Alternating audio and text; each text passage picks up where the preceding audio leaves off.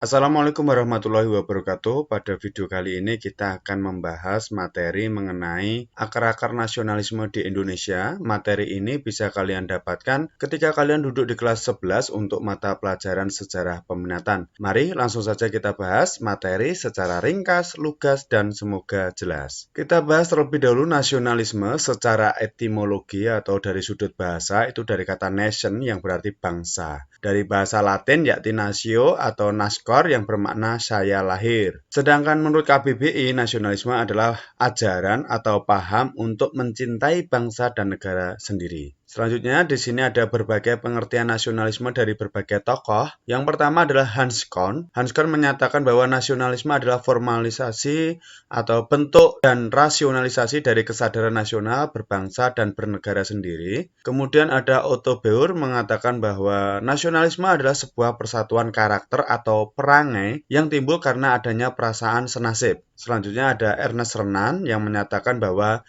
nasionalisme adalah suatu keinginan untuk bersatu dan bernegara. Dalam hal ini, nasionalisme merupakan sebuah keinginan besar untuk dapat mewujudkan persatuan dalam bernegara. Adapun pengertian nasionalisme secara sempit, yakni nasionalisme merupakan suatu sikap yang meninggikan bangsanya sendiri, sekaligus tidak menghargai bangsa lain sebagaimana mestinya, atau ini sering disebut sebagai chauvinisme.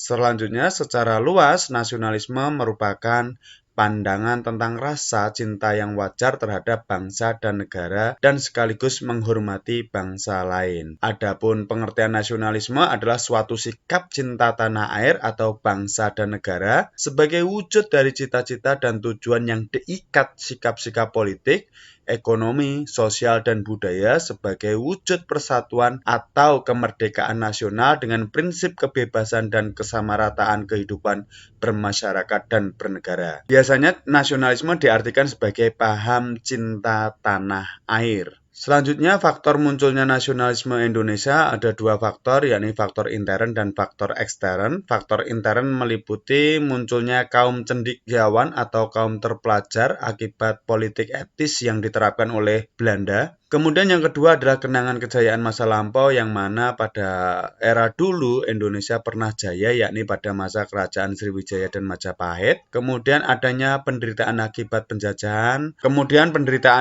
penjajahan. Selanjutnya ada perasaan senasib penanggungan. Selanjutnya adanya diskriminasi yang diterapkan oleh pemerintah kolonial Belanda dan bahasa Melayu sebagai bahasa pemersatu. Selanjutnya faktor ekstern di sini yang pertama adalah kemenangan Jepang atas Rusia, kemudian membangkitkan rasa nasionalisme bangsa Indonesia karena kemenangan Jepang ini menginspirasi kaum terpelajar di Indonesia yang mana Jepang bangsa Asia berhasil mengalahkan Rusia bangsa Eropa. Kenapa tidak dengan Indonesia? Indonesia juga bangsa Asia, Belanda juga bangsa Eropa. Seharusnya ada kemungkinan Indonesia bisa mengalahkan Belanda. Yang kedua adanya Perang Dunia Pertama tahun 1914 sampai 1918, yakni terjadi perlawanan terhadap penjajahan.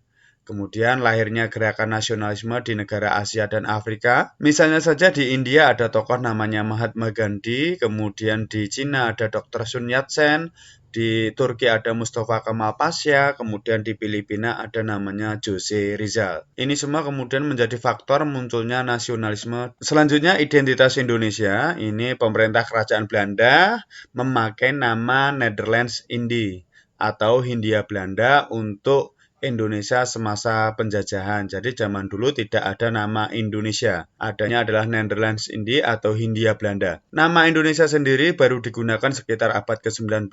Nama ini berasal dari kata Indus, yakni Hindia, dan Nation, kepulauan. Ini merupakan gagasan dari pengacara Inggris, yakni James Richardson Logan dan koleganya yang ahli geografi, yakni George Windsor Earl. Ada Bastian mempopulerkan nama Indonesia melalui bukunya, yakni Indonesian Order the Insel des Malaysian Archipelago dan De Volke des Oostasiën. Selanjutnya, tahun 1922 ada Indonesia Vereniging, berubah namanya menjadi Indonesia Vereniging atau Perhimpunan Indonesia, merupakan organisasi pergerakan yang didirikan oleh pelajar Indonesia yang ada di Belanda. Kemudian majalah mereka yang bernama Hindia Putra juga berganti nama menjadi Indonesia Merdeka. Selanjutnya tahun 1924, Perserikatan Komunis Hindia berganti nama menjadi Partai Komunis Indonesia atau PKI. Pada tahun 1925, Jong Islamenten Bond membentuk kepanduan yang bernama National Indonesia Pathfinderits, dan tahun 1927 berdiri Perserikatan Nasional Indonesia atau yang lebih kita kenal nanti namanya menjadi Partai Nasional Indonesia yang dibentuk oleh Bung Karno. Kemudian pada tahun 1928 dilaksanakan Kongres Pemuda II yang menghasilkan Sumpah Pemuda yang mana terdapat kebulatan tekad untuk satu, yakni Indonesia. Selanjutnya perkembangan nasionalisme di Indonesia yang pertama pada masa penjajahan ini dipengaruhi oleh adanya kaum cendekiawan atau intelektual akibat adanya politik etis. Dari tokoh ini kemudian mendirikan berbagai organisasi pergerakan. Pada periode awal ini muncul organisasi pergerakan yang mana ingin memperbaiki kehidupan dalam bidang sosial dan budaya. Misalnya saja ada organisasi Budi Utomo, Sarekat Dagang Islam, kemudian Muhammadiyah. Selanjutnya periode nasional politik ini mulai muncul cita-cita untuk merdeka. Jadi kalau ditanya organisasi politik pertama di Indonesia yakni Indische Partij atau Partai India yang didirikan oleh tokoh tiga serangkai yakni Dowes Dekker, Cipto Mangunkusumo, dan Ki Hajar Dewantoro. Kemudian periode radikal ini tujuannya adalah mencapai Indonesia merdeka dengan cara non-kooperatif terhadap pemerintah kolonial seperti yang dilakukan oleh Perhimpunan Indonesia, PNI, dan PKI. PNI yang mana Soekarno melakukan kritik terhadap pemerintah kolonial Belanda kemudian ditangkap dan dipenjara di Sukamiskin dengan pledoi yang terkenal dari Bung Karno yakni Indonesia Menggugat.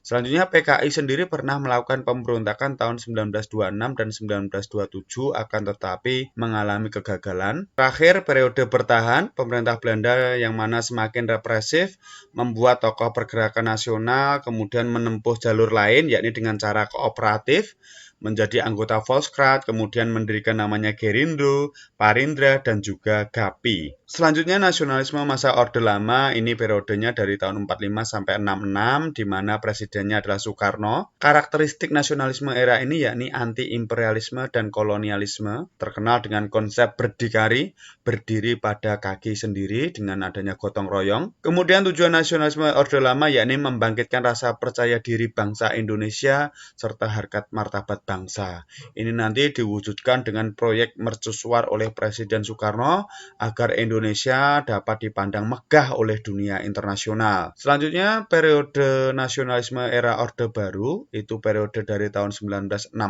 sampai 1998, di mana presiden yang menjabat adalah Presiden Soeharto. Adapun corak nasionalismenya yakni sentralistik, birokratik, dan nasionalisme militerisme. Jadi salah satu penopang Orde Baru yakni ABG, yakni ABRI, birokrasi, dan Golkar. Cara menanamkan nasionalismenya antara lain dengan menerapkan P4, yakni pedoman penghayatan pengamalan Pancasila, serta memasukkan mata pelajaran PSPB atau pendidikan sejarah perjuangan bangsa dalam kurikulum sekolah. Selanjutnya nasionalisme masa reformasi ini dimulai tahun 1998 ketika terjadi gelombang reformasi dari kata re dan formasi atau penataan ulang kembali negara kita. Presiden Soeharto akhirnya mengundurkan diri pada tanggal 21 Mei 1998 dan digantikan oleh wakilnya yakni B.J. Habibie. Kemudian muncul berbagai kekacauan di daerah misalnya di Ambon, Poso, Aceh, Papua, dan berbagai daerah lainnya. Kemudian Timor Leste melepaskan diri dari Indonesia. Pada masa reformasi ini globalisasi setidaknya juga memberikan dampak negatif terhadap